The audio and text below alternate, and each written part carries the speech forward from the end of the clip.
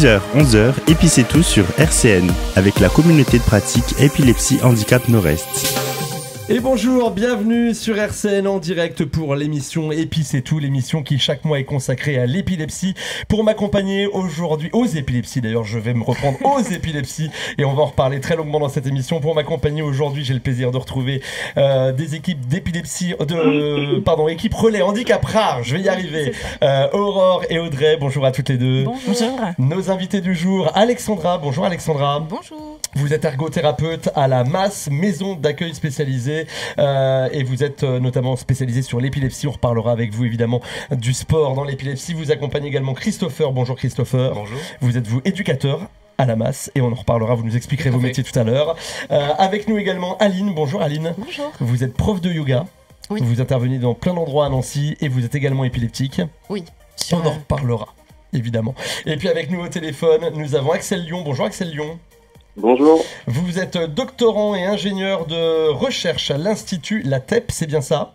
Tout à fait. Et vous avez écrit un livre dont on va reparler qui s'appelle Épilepsie et activité physique, une pratique adaptée pour tous, en grand format aux éditions Autrement. Bonjour à tous, on va parler aujourd'hui du sport et des épilepsies. Mais si vous le voulez bien, pour démarrer cette émission, je voudrais avoir un petit message pour Yanis et sa famille plus particulièrement. Yanis était avec nous ici il y a un mois. Il nous témoignait de ce qu'était la vie de quelqu'un qui souffre d'épilepsie et notamment il nous racontait pourquoi les crises d'épilepsie peuvent faire peur et comment on peut faire pour essayer de rendre la crise d'épilepsie peut-être moins flippante pour les gens qui l'encadrent et qui l'entourent. On a appris malheureusement quelques jours après l'émission le départ de Yanis. Voilà, je voulais le saluer toute sa famille qui a été très courageuse et qui nous écrit de jolis messages. On les embrasse fort, on pense fort à eux, on pense fort à sa sœur aussi puisqu'il avait une sœur jumelle qui avait choisi toutes les musiques de l'émission. Donc voilà, vous l'aurez compris, un petit peu d'émotion pour ce 3e numéro de Et puis c'est tout. Comme d'habitude, pour lancer le sujet du jour, on va parler donc du sport et de l'épilepsie et des épilepsies. On est allé interroger des gens dans la rue, Aurore. Oui. C'est toi qui t'y es collé. Exact. Voilà, pour savoir un petit peu ce que les gens pensaient de la pratique du sport pour les personnes souffrant d'épilepsie, c'est bien ça ? Oui, voilà. Eh bien, on écoute ce micro-trottoir et on réagira tous ensemble après dans quelques instants. C'est une personne qui était relativement jeune, qui avait moins de 30 ans, qui exerçait la profession de cantatrice, voilà, et qui était assez sportive. Elle faisait de la danse, voilà. Sur le plan physique, c'était quelqu'un qui est en très bonne forme. Alors, le lien entre son activité physique, effectivement, ses entraînements de danse, etc., et puis ses manifestations, il n'était pas du tout établi, même pas conscient, quoi. Peut-être y avait-il des liens, mais on n'était absolument pas conscient de ça. Je suis scientifique de profession, donc si je me réfère aux faits, qu'est-ce qu'on voit ? D'un côté, quelqu'un qui a une maladie d'origine cérébrale, hein, très certainement, qui se manifeste par des convulsions, des choses qui touchent au physique, au corps. Et puis de l'autre côté, il y a une pratique sportive qui touche aussi au corps. Y a-t-il un lien avéré entre la pratique sportive, musculaire, et puis une manifestation d'une maladie qui se traduit par des comportements du corps et des muscles? Voilà, j'en sais absolument rien. Oui, et je pense que ça doit un petit peu calmer le corps, ça soulage, je pense, le sport au niveau de la maladie, enfin de la pathologie en tout cas. Le sport, ça a de nombreux bienfaits pour tout le monde, donc je pense que c'est bien d'en pratiquer, surtout quand on est dans une situation d'handicap ou qu'on a une pathologie. Ça permet aussi de s'échapper un petit peu. Des sports qui sont interdits, peut-être la natation par exemple, ou l'escalade, ou alors pas seul. Je pense que c'est tout à fait possible de faire des sports en ayant des problèmes neurologiques, parce que moi je m'entraîne à faire des sports chez moi, et j'adore, et je sais que je peux y arriver, mais il faut juste savoir comment faire correctement et savoir se protéger derrière. Il y a certains sports qui ne sont pas compatibles avec l'épilepsie quand même. Après, je pourrais pas vous dire lesquels, mais je sais qu'il y en a certains. Spontanément, je dirais que c'est pas incompatible. Parce que je crois même il m'a semblé avoir entendu un monsieur qui racontait sa vie, qui avait 80 ans, dire qu'il avait été diagnostiqué vers l'âge de 45 ans, 50 ans comme épileptique et qu'il avait parallèlement fait une carrière de marathonien. C'est la seule notion dans ma vie que j'ai entendue. Alors pour avoir une amie qui est épileptique, elle fait du sport et ça lui fait du bien en fait. Voilà. Parce que ça lui permet de se dire qu'elle est aussi normale et qu'elle peut mener une vie normale. Mais c'est sûr que des fois, elle tombe. Elle sait qu'elle peut tomber à tout moment, mais en même temps, ça lui permet de s'évader aussi. Moi, je pense que le sport, de toute façon, ne peut être que positif par rapport à toutes sortes de pathologies. Donc, après, je ne connais pas vraiment la maladie, donc je ne pourrais pas trop développer sur les bienfaits concernant vraiment l'épilepsie, mais je pense que ça peut être que positif de toute façon.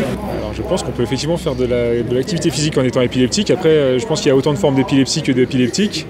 Donc ça dépendra des contre-indications de chacun. Le bienfait que ça peut apporter à tout à chacun, une meilleure appréhension de son corps, les bienfaits de cardiaque, pulmonaire, tous les bienfaits du sport en général. Et puis une meilleure confiance en soi. On l'entend dans ce micro-trottoir, alors beaucoup de choses, on parle notamment de sports qui peuvent être adaptés ou non. En tout cas, on a l'impression que globalement, les gens considèrent que la pratique du sport pour une personne souffrant d'épilepsie, c'est loin d'être incompatible.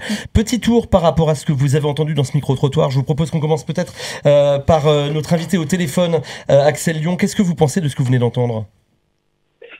Eh bien, je suis étonnamment et favorablement surpris de voir que les gens interrogés étaient plutôt favorables, en tout cas avaient des représentations positives par rapport à ça, puisque la plupart du temps, hélas, les représentations négatives sont encore tenaces à l'égard de l'épilepsie et ça entraîne énormément de freins et de barrières à la pratique chez les personnes malades. Donc là, ça semble être plutôt une bonne chose et en même temps, ils témoignent tous d'une certaine méconnaissance de la maladie puisque c'est vrai que l'épilepsie est globalement peu connue dans la population générale. Et comme le disait une des personnes notamment, il y a quasiment autant de formes d'épilepsie que de personnes épileptiques, ce qui augmente, on va dire, la singularité du cas de chacun. Et ce qui fait, on verra d'ailleurs que peut-être justement selon les formes d'épilepsie, c'est peut-être une des réponses qu'on pourra apporter, selon les formes d'épilepsie, il y a peut-être des sports qui sont plus ou moins praticables. Alors, c'est une question que souvent les gens se posent et en fait je ne suis pas certain que ce soit la bonne formulation, c'est-à-dire qu'il y a un bon sport par rapport à la bonne personne. Je crois qu'aujourd'hui on est dans un nouveau paradigme, en tout cas c'est ce qu'on a essayé de véhiculer nous à travers l'ouvrage notamment. Et c'est plutôt d'inverser les choses, c'est de se dire que finalement il existe extrêmement peu de contre-indications absolues médicales à la pratique du sport, quel qu'il soit, excepté la très haute altitude ou la plongée sous-marine par exemple. Mais à partir de là, en fait, quasiment tous les sports sont faisables à condition qu'on les adapte aux particularités de chacun. On y reviendra, on pourrait presque dire que finalement c'est la maladie qui va s'adapter à la pratique plutôt que l'inverse. Tout à fait, tout à fait. On en reparlera évidemment. On continue ce tour de table. Alexandra, vous, ce que vous avez entendu dans ce micro-trottoir, qu'est-ce qui vous interpelle? Qu'est-ce qui, au contraire, vous fait réagir favorablement? Dites-nous. Moi, je trouve ça tout très positif. Parlez bien près du micro. Excusez-moi. Je vous en prie. Je trouve tout ça très positif par rapport à tout ce qu'on peut observer, l'image qui peut être renvoyée un petit peu des fois dans la société de l'épilepsie. Et on voit bien qu'en plus, il y a des témoignages qui s'en rapprochent et qui partagent en tout cas leur propre expérience pour certaines personnes en plus. Oui, parfait aussi, en tout cas, vous êtes plutôt agréablement surprise de ce que les gens dans la rue nous ont répondu. Oui. Je me tourne vers Aurore qui a fait ce micro-trottoir. Aurore, tu t'attendais à ce genre de réponse? Alors j'ai été surprise en fait de voir qu'il y avait autant de gens pour qui c'était positif parce que j'ai imaginé un peu le contraire et voilà, et c'est rassurant de voir que les gens pensent que c'est possible. C'est juste à adapter en fait en fonction de chacun, de toute façon, avec ou sans épilepsie. Il y a encore un peu cette idée, en tout cas nous on peut imaginer qu'il y a encore un peu cette idée de dire non, on souffre d'épilepsie, il y a plein de sports qu'on n'a pas le droit de pratiquer. On fera peut-être une liste aussi de ces sports pour lesquels les gens pensent que la pratique est absolument impossible et vous me direz si oui ou non selon vous c'est praticable ou pas praticable. Audrey, réaction sur le micro-trottoir? Oui, moi je suis toujours surprise de voir effectivement que les gens, ce que je disais un peu tout à l'heure en off, c'est qu'il y a à la fois des gens très avertis ou alors des gens qui n'y connaissent rien. Et on tombe quand même sur beaucoup de personnes qui ont quelque part dans leur entourage croisé l'épilepsie dans leur vie. Donc ça c'est c'est plutôt une bonne surprise pour nous. Et puis, par rapport à la pratique du sport, je pense qu'on a bien compris dans l'idée générale maintenant que c'est quand même recommandé pour tout le monde. Donc, il n'y a pas de raison que ce ne soit pas non plus pour les personnes épileptiques. Mais apparaît quand même la notion du risque dans les témoignages et je pense que c'est... On en reparlera parce que c'est vrai que globalement, si on redonnait une petite image d'Épinal de l'épilepsie, c'est la crise, globalement. Et c'est ça qui peut donner l'impression qu'il y a des limites parfois à la pratique de sport ou de certains sports. Je pense qu'on va en reparler pendant cette émission. J'ai à mes côtés, de chaque côté, j'ai un éducateur, Christopher. Donc j'imagine que vous accompagnez la pratique du sport. Et de l'autre côté, j'ai une prof de yoga. Donc tous les deux, ce que vous avez entendu, dites-moi qui veut réagir en premier, peut-être vous, Aline. Alors justement, moi également surprise de finalement une relative mais plutôt bonne connaissance des caractéristiques de l'épilepsie et de cette question reliance pratique physique et maladie. Et justement, en tant que témoin, juste une expérience personnelle, c'est-à-dire qu'il y a quelques années, quand j'ai commencé la pratique du yoga... On va repréciser, vous souffrez d'épilepsie vous-même. Oui, sur une crise plutôt superficielle. D'accord. Et quand j'ai commencé à donner des séances de yoga, j'avais une jeune étudiante qui était venue me rencontrer pour pratiquer, donc épileptique. J'étais à l'époque pas encore diagnostiquée et dans l'ignorance, la méconnaissance de la pratique, enfin de la maladie, pardon.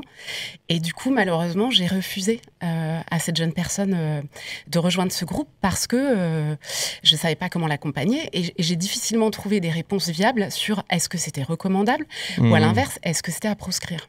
Oui.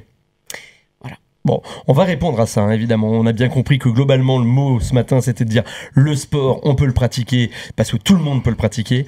Mais on va y revenir quand même un petit peu. Christopher, vous de votre côté, sur le micro-trottoir ? Agréablement surpris, surtout que j'en retiendrai une chose d'un témoignage, c'est on veut faire comme tout le monde. C'est aussi ça, nous, qu'on prône au sein de notre masse, c'est que c'est pas parce qu'on est épileptique qu'on peut pas pratiquer du sport.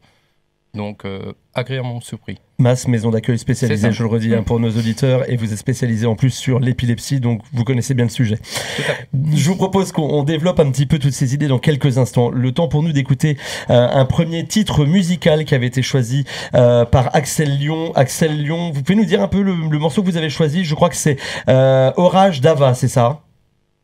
Exactement. Donc, Ava est une artiste française qui s'avère être l'ambassadrice de l'association Épilepsie France, puisqu'elle est elle-même épileptique, et une chanteuse de talent, et une sportive, il me semble également. Donc, ça me semble faire sens de passer cette chanson qui a été multiplement récompensée par ailleurs, parce qu'il y a un très joli clip qui l'accompagne.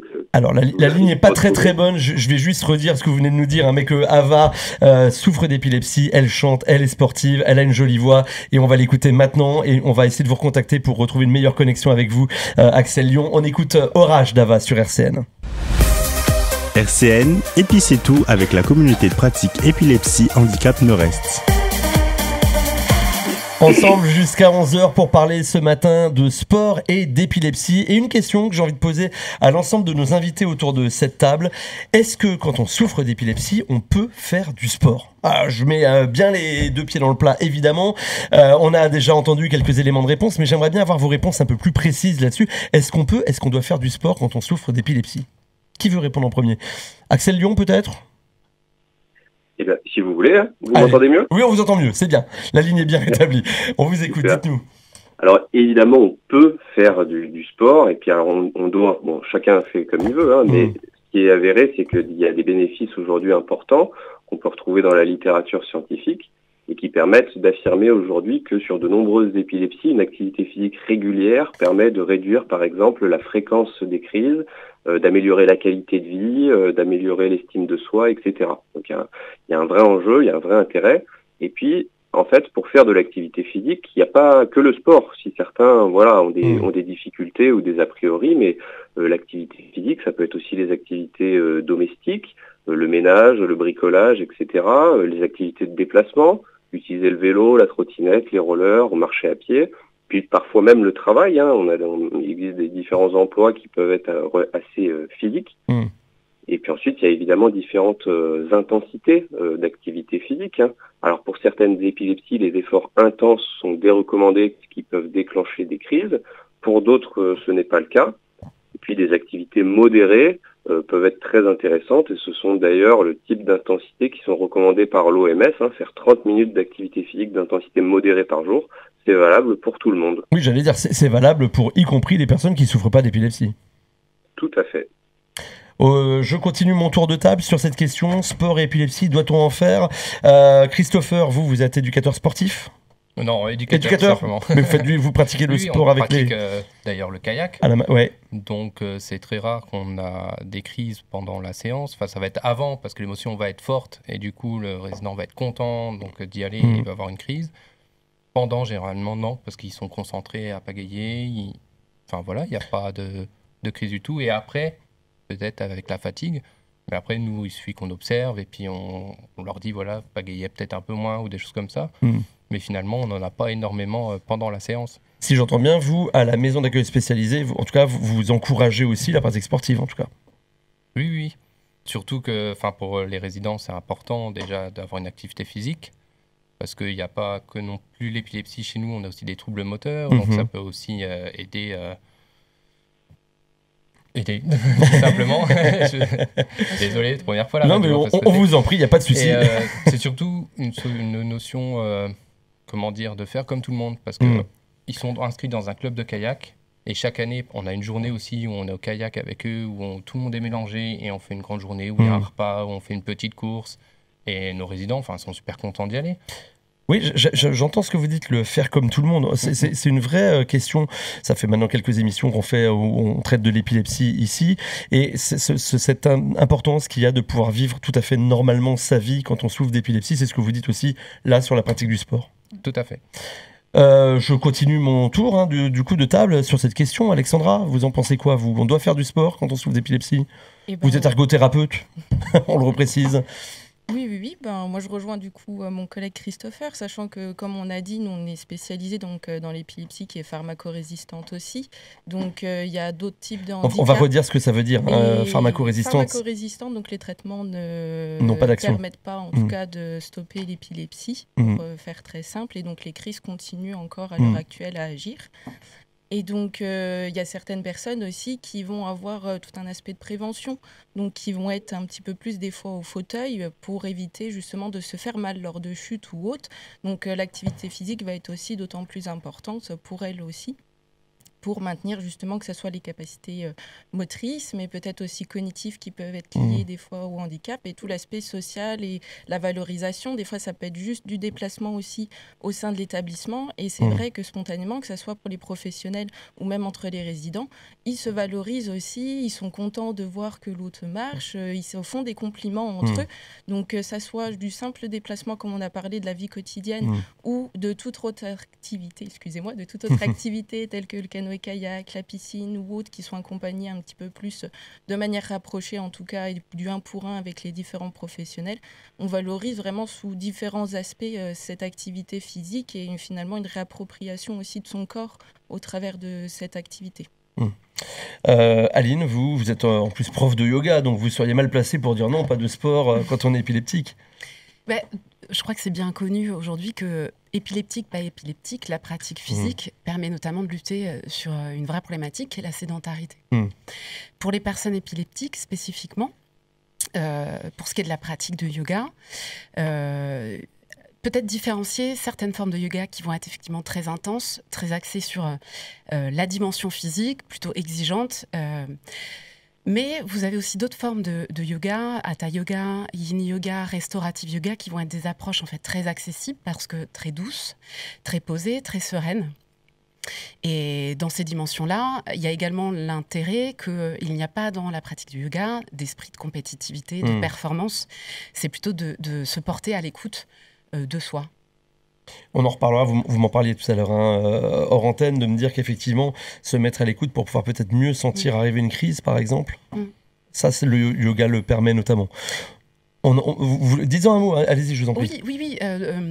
En fait, dans la pratique du yoga, vous avez effectivement une dimension d'activité physique, mais vous avez aussi une dimension d'observation de soi. Le regard sur soi, la connaissance de soi par ce regard, petit à petit, qui se développe avec de la bienveillance, du temps, de la douceur. va permettre effectivement d'avoir un rapport beaucoup plus subtil, beaucoup plus fin à nos ressentis, à la perception du corps et à la connexion corps-esprit, qui va peut-être effectivement permettre au fil du temps de développer une finesse dans cette perception de soi et donc de peut-être mieux connaître, mieux identifier les signes avant-coureurs d'un début de crise, par exemple. Axel Lyon, vous nous disiez tout à l'heure que globalement, c'est plus à la personne qui souffre d'épilepsie de s'adapter par rapport à la pratique sportive, mais plutôt l'inverse, c'est-à-dire d'adapter sa maladie et la façon dont on la gère à la pratique sportive. Qu'est-ce qui explique ce changement de dogme aujourd'hui ?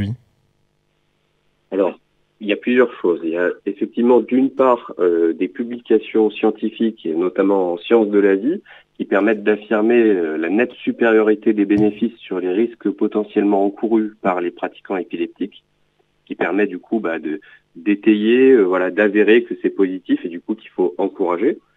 Il y a notamment aussi la Ligue internationale contre l'épilepsie qui a publié en 2016 un consensus scientifique pour promouvoir et recommander l'activité physique. Et puis cette même année, en France aussi, il y a un décret qui est sorti en décembre 2016 qui permet aux médecins traitants de prescrire de l'activité physique adaptée aux personnes atteintes d'affections de longue durée, dont font partie les épilepsies sévères. Qu'est-ce qu'on appelle d'ailleurs cette pratique du sport adapté ? C'est quoi par exemple ? Vous avez des exemples à nous donner ? Bien sûr. Alors l'activité physique adaptée se distingue du sport. C'est vraiment une pratique qui est encadrée par des professionnels de l'activité physique adaptée qui ont une formation. Généralement, ce sont des enseignants en APA qui ont fait un cursus en APA. Vous voulez bien nous expliquer ce qu'est l'APA ? On va essayer pour que les gens comprennent bien. Hein. Bien sûr.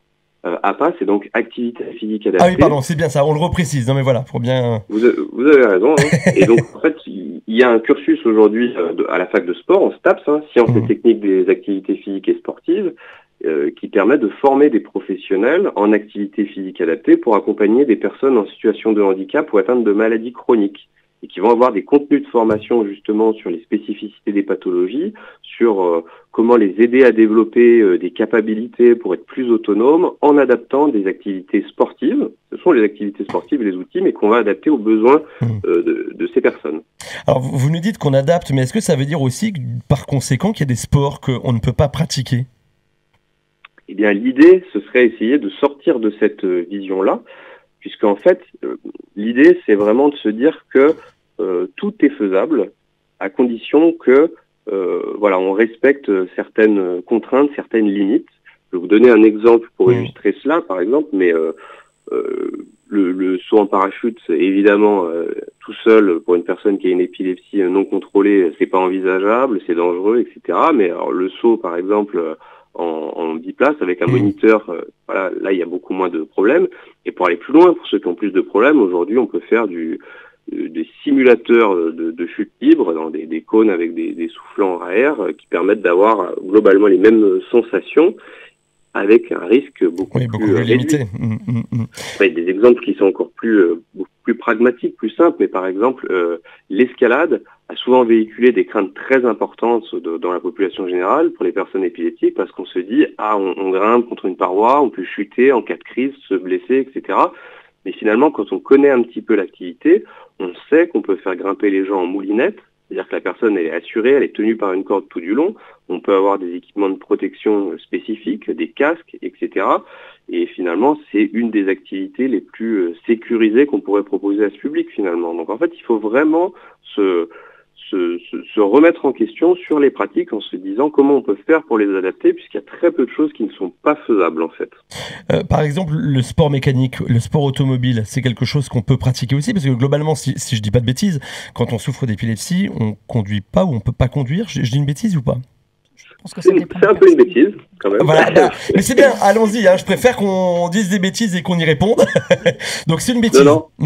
Alors pour le coup, le permis de conduite, par exemple, est très contrôlé. Aujourd'hui, il y a des règles très strictes en cas d'épilepsie. Il faut ne pas avoir eu de crise depuis un certain temps pour avoir le droit de passer le permis ou de conduire. Mais une épilepsie stabilisée, qui n'est pas pharmacorésistante, etc., la personne peut conduire sans problème. Et donc, par extension, les sports automobiles peuvent aussi être accessibles. C'est ça. Donc, finalement, à vous entendre, il n'y a pas ou très peu de sports qui peuvent pas... Alors évidemment, il faut les adapter, et c'est peut-être là que les éducateurs et ergothérapeutes peuvent nous expliquer aussi comment on adapte. Hein. Si je dis pas de bêtises, c'est un peu votre métier aussi. Comment on adapte les différentes pratiques sportives. Et puis juste une question aussi rapidement, parce que depuis qu'on fait cette émission, j'entends souvent parler de la boxe. La boxe, qu'est-ce qu'on fait de ce sport? Parce que c'est difficile d'adapter, de faire semblant de se donner des coups. Enfin, quand on fait de la boxe, on se donne des coups. Est-ce qu'on peut pratiquer la boxe quand on souffre d'épilepsie? Qui pour répondre à cette question-là? Je vous sens hésitant. Je vous sens hésitant, Alexandra, Christopher. Non, on avait l'exemple de Yanis, qui pratiquait la boxe, le boxe, qui nous avait dit, puisqu'on m'a déconseillé de le faire, j'y suis allée. Et il n'était pas le seul, je ne sais plus qui était témoin dans notre première émission, qui en faisait aussi. Mais je pense qu'on revient à cette histoire d'adaptation. Tout dépend dans quel contexte il le fait, s'il fait de la compétition ou pas, est-ce qu'il est accompagné ou pas, quelles sont ses protections, combien de temps il en fait, avec quelle intensité.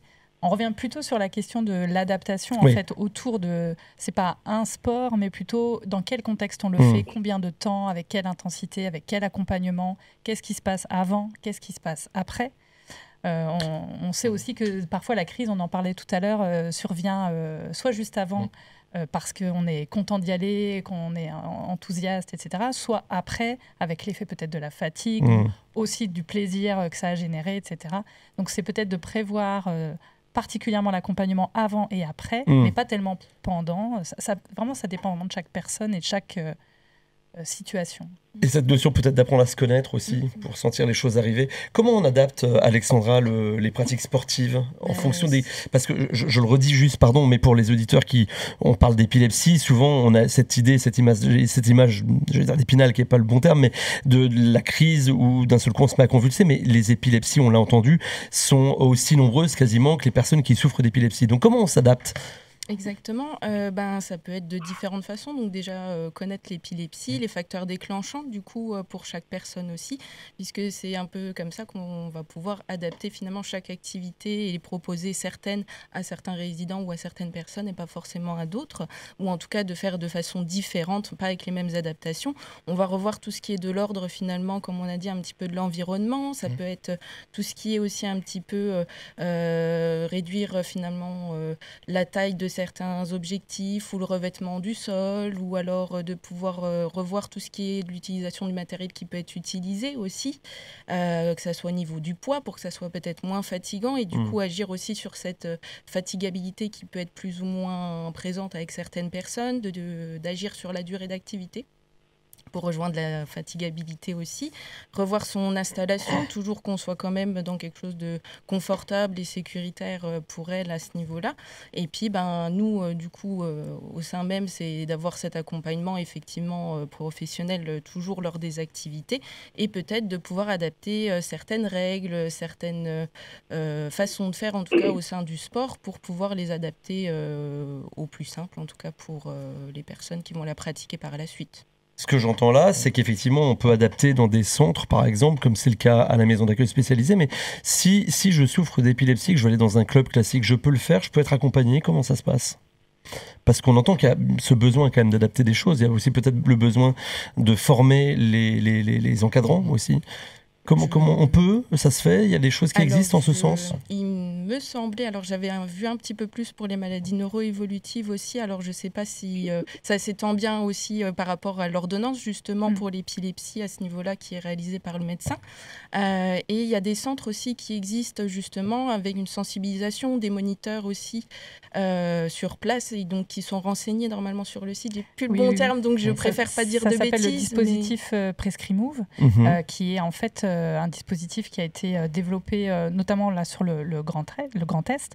L'ARS participe à ce déploiement de l'activité physique adaptée auprès des maladies chroniques notamment et certains types de handicaps, où en fait le médecin traitant va prescrire de l'activité physique adaptée qui sera, je vais le dire comme ça, remboursée par la Sécu pour la personne concernée, et elle pourra du coup se tourner vers des établissements spécialisés qui ont des profs d'activité physique adaptée, les fameux professeurs APA, quand c'est nécessaire, qui vont du coup savoir, on va dire qu'ils sont dans la vie civile, ils ont leur salle de sport et on vient comme dans n'importe quel club sportif. Oui, c'est ça. Ordinaire. Et on peut pratiquer aussi avec tout le monde ce sport, mais avec simplement un accompagnement qui a été un petit peu travaillé en amont. Donc ça, c'est une aide notamment du du département, enfin de la région, région Grand Est, pour les personnes qui ont notamment des maladies chroniques.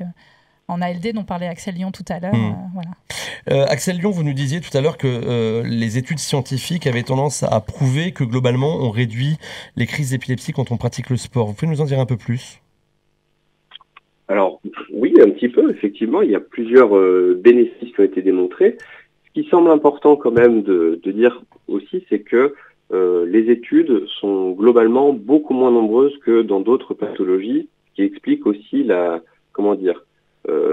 lenteur du développement de l'activité physique adaptée dans l'épilepsie par rapport à d'autres pathologies. C'est-à-dire que je prends l'exemple du cancer, par exemple. Aujourd'hui, vous avez des méta-analyses avec des centaines d'études qui permettent de montrer que l'activité physique permet de réduire le taux de rechute de cancer du sein, par exemple, et qui est du coup un levier promotionnel du sport pendant et après les traitements très important. Là, dans le cadre de l'épilepsie, vu que la population est peut-être un peu moindre d'un point de vue épidémiologique, on a aussi un peu moins d'études qui ont été faites et du coup on a une force de représentation des résultats qui est un peu moindre. Néanmoins, voilà, on sait aujourd'hui que l'activité physique permet justement de réduire la fréquence des crises sur certaines épilepsies par ses effets neuroprotecteurs. Et ça apporte également des bénéfices sur d'autres dimensions que j'ai évoquées rapidement tout à l'heure, mais sur la qualité de vie, la participation sociale, l'estime de soi, par exemple. Oui, le lien social, je crois que c'est vraiment quelque chose d'important. On le voit depuis qu'on travaille sur cette émission, que globalement, quand on souffre d'épilepsie, en tout cas dans certaines formes d'épilepsie, on est un peu écarté du travail, on est écarté d'un certain nombre de choses. Donc le sport, c'est aussi un moyen de revenir dans le lien social. C'est presque l'enjeu principal, j'ai envie de dire, parce que ce qui caractérise quand même l'épilepsie, c'est le processus de stigmatisation et l'exclusion sociale. L'épilepsie, c'est l'exemple dans de nombreux cas du handicap invisible et qui discrédite la personne uniquement au moment où ses symptômes se révèlent en public, quoi. Donc, il faut imaginer des individus qui vivent un peu avec cette épée de Damoclès au-dessus de la tête, qui du coup des fois et souvent hésitent à dire qu'ils sont épileptiques avant d'aller dans une activité par peur justement d'être rejetés. Et donc il y a tout un enjeu justement à déstigmatiser l'épilepsie, et les activités sportives sont des activités culturelles à part entière qui permettraient d'y contribuer. Et d'ailleurs, ce que vous dites peut être un petit peu mis en exergue par le fait qu'on connaît très peu de grands sportifs qui déclarent souffrir d'épilepsie. Est-ce que vous en connaissez vous-même peut-être alors moi j'en ai 2 ou 3 à vous proposer. Axel Lyon, vous connaissez des sportifs qui ont fait carrière aujourd'hui et qui souffrent d'épilepsie, qui le disent par exemple? Bien sûr. Alors moi je peux parler de quelqu'un que je connais un peu maintenant, qui est Marion Clignet, qui était une multiple championne olympique et mondiale de cyclisme, avec une épilepsie active pendant sa carrière jusqu'à même aujourd'hui. Et elle est encore aujourd'hui très investie justement dans la lutte contre l'épilepsie par le sport. Elle signe d'ailleurs la préface de notre ouvrage. Et c'est peut-être important d'avoir des ambassadeurs qui déclarent avoir souffert d'épilepsie au moment où ils pratiquaient leur activité sportive, plus qu'une activité sportive, c'était même un métier pour Marion Clignet dont vous parlez, vous le disiez, elle est multi-championne, elle a été 5 fois championne du monde sur piste, 5 fois championne de France en duathlon, championne des États-Unis, enfin bon, bref, elle a un palmarès juste ahurissant, donc on peut devenir champion en souffrant d'épilepsie, mais est-ce que ça vaudrait pas le coup justement que les sportifs le déclarent un peu plus, peut-être pour ouvrir la voie aussi, d'abord aux personnes qui souffrent d'épilepsie, de se dire je peux pratiquer ce sport, et puis aussi aux personnes qui ne connaissent pas ou ne souffrent pas d'épilepsie, pour leur dire, vous voyez, finalement, il y a rien ça se fait, quoi. Oui, moi je partage votre avis. Il y a un enjeu de visibilité aujourd'hui, et je pense qu'on est dans une bonne dynamique en ce moment avec tout ce que peut faire Épilepsie France, par exemple, pour promouvoir justement la lutte contre l'épilepsie, favoriser l'inclusion. Et effectivement, toute scène médiatique serait favorable pour agir dans ce sens-là. On continue d'en parler dans quelques instants. Je vous propose qu'on écoute une chanson un titre choisi par Aurore, cette fois-ci. Aurore, tu nous dis ce qu'on écoute ? Oui, alors on écoute une chanson de Christina Rosmini qui s'appelle La Fea. Et c'est une découverte francophone, un magazine sur la chanson que j'aime beaucoup. Et cette chanson, elle invite au voyage parce que c'est un air traditionnel mexicain qui est chanté en français, en espagnol et en zapotèque. Et ben on l'écoute et dans un instant on parlera plus particulièrement de la pratique du yoga. Bienvenue sur RCN, vous êtes dans Épice et tout, on est là encore jusqu'à 11h. 10h, 11h sur RCN, Épice et tout. Ce matin, on parle de la pratique du sport pour les personnes souffrant d'une forme d'épilepsie, d'une des différentes formes d'épilepsie. J'ai le plaisir d'être accompagné pour ce faire d'Aurore et Audrey de l'équipe Relais Handicap Rare. À mes côtés également Alexandra, ergothérapeute à la maison d'accueil spécialisée. Vous êtes à quel endroit déjà ? À Dommartin-les-Toules. À Dommartin-les-Toules. Et notamment, vous avez des spécialités sur l'épilepsie à la maison d'accueil spécialisée de Dommartin-les-Toules. C'est bien ça ? Oui. À mes côtés également, Christopher, vous êtes éducateur dans cette fameuse maison d'accueil spécialisée, qu'on appelle aussi la MAS. Et puis également avec nous, nous avons Axel Lyon, qui est doctorant ingénieur de recherche à l'Institut LATEP. Et puis Aline, vous êtes prof de yoga. Et il y a 4 ans, vous découvrez que vous souffrez d'épilepsie. Vous allez nous raconter votre parcours. Mais avant, vous m'avez demandé qu'on revienne sur cette question de pouvoir dire oui, je suis un grand sportif et oui, je souffre d'épilepsie. Pourquoi ? Qu'est-ce que vous voulez nous dire ? Alors, une autre anecdote ici, j'ai pour ma part effectivement jamais eu de crise d'épilepsie durant une pratique de yoga. Par contre, à l'inverse, en tant qu'enseignante de yoga, j'ai eu une crise du fait, je dirais, de la dimension émotionnelle, d'une forte dimension émotionnelle de stress que je me suis mise parce que c'était une première séance donnée en visio. Et donc, crise et difficulté à parler. À formuler des phrases.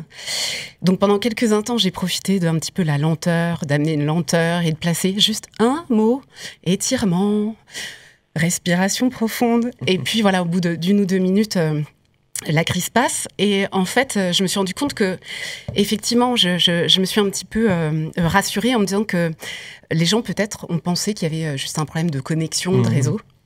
Et donc, je prends conscience là que finalement, il y a cette idée effectivement d'avoir difficulté à révéler autour de soi cette maladie. Et c'est pourquoi je me rends compte aussi du parcours et du fait que je suis contente aujourd'hui à l'inverse de le reconnaître, de le dire et de pouvoir peut-être transmettre quelque chose qui aujourd'hui invite à la pratique d'une activité physique, voire d'une pratique de yoga aux personnes qui sont épileptiques. Bon, donc il y a 4 ans, donc, vous découvrez que vous souffrez d'épilepsie. Comment vous découvrez cette maladie ? Alors en fait, elle fait suite à un premier accident, un AVC, suite séquelles en fait de la survenue d'un AVC. Et au début, il y a eu quelques crises assez espacées et en fait... donc c'est des crises superficielles, il n'y a pas de convulsions, il n'y a pas de perte de contact par exemple. Et certaines ont pu faire penser par exemple à simplement un malaise vagal. D'accord. Donc au début je me disais bon, ok, tout va bien, malaise vagal, 1, 2 crises, 3 crises, et puis les crises se multipliant dans le temps. Au bout d'un moment on m'a dit bon bah aujourd'hui l'arbre ne peut pas cacher la forêt, vous êtes effectivement épileptique. Donc ça a été... une surprise, je crois que je repoussais, je me disais, c'est pas ça, ça m'a rassurée, j'étais un petit peu dans une forme de déni. Et puis voilà, le jour où ça tombe, je reste néanmoins dans l'acceptation et la relativité, puisque je réalise aujourd'hui qu'effectivement, il y a différentes formes d'épilepsie et que ça peut aller très très loin dans l'impact sur la vie, dans le handicap, dans des limitations de pratique au quotidien, des grands risques. Vous parliez tout à l'heure d'une mort subite. Possible chez les épileptiques. Donc voilà, je suis contente et finalement j'accepte assez aisément aujourd'hui cette maladie. Vous le découvrez à ce moment-là, vous pratiquez déjà le yoga, vous êtes même déjà prof de yoga ? Oui, depuis plusieurs années. Et est-ce que vous vous dites à un moment donné, mince, c'est peut-être des choses que je vais devoir arrêter ? Est-ce que je vais devoir arrêter cette pratique, par exemple, du yoga ou d'autres activités physiques ? Alors sur le yoga, non, j'ai absolument aucun doute.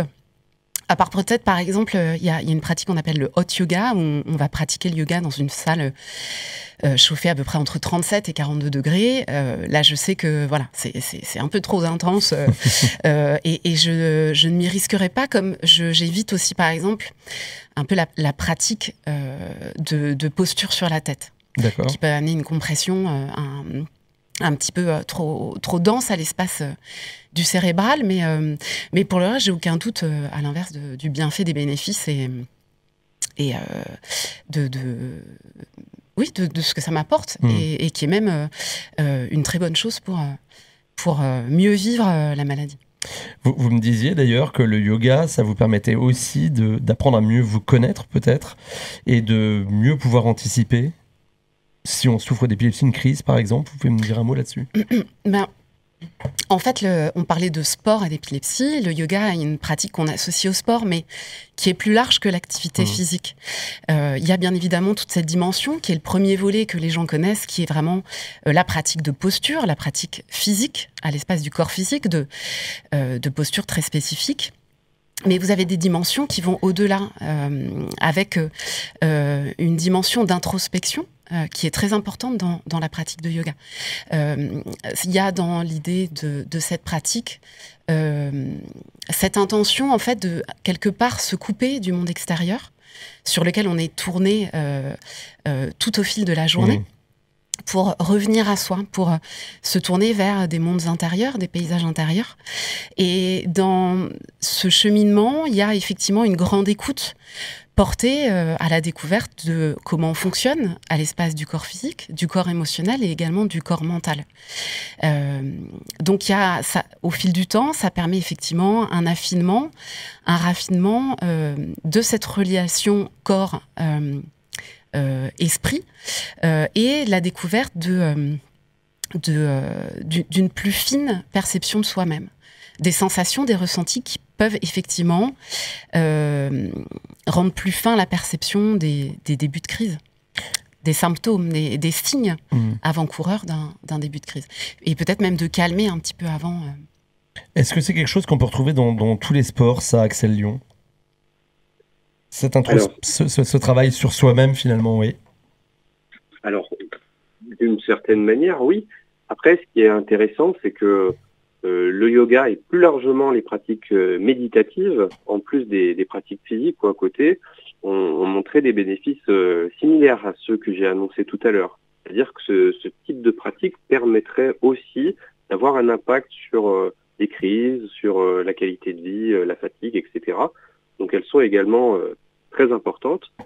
Après, je pense que le message, s'il y avait un message à véhiculer qui est important, c'est surtout que les personnes trouvent quelque chose qui leur plaît. Parce que en fait, les bénéfices viennent avec la régularité et se maintiennent avec la régularité.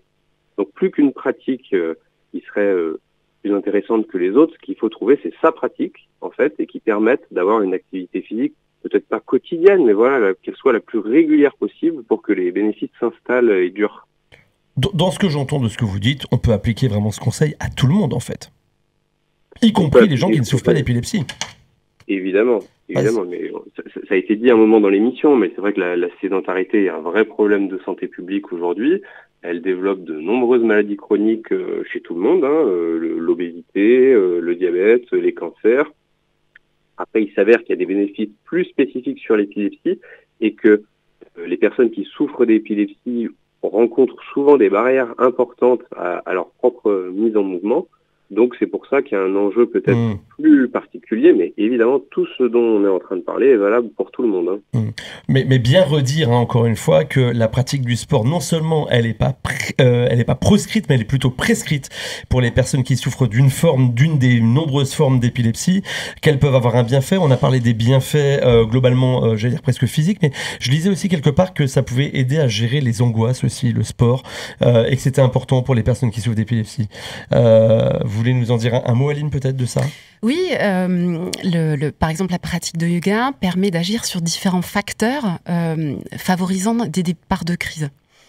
Donc la pratique de yoga va permettre par exemple de réduire le stress et l'anxiété, sachant que vous avez au niveau du stress et de l'anxiété et l'épilepsie une dimension bidirectionnelle, c'est-à-dire qu'à la fois stress et angoisse vont être facteurs connus dans le déclenchement de crise, et l'épilepsie peut générer à l'opposé anxiété et dépression.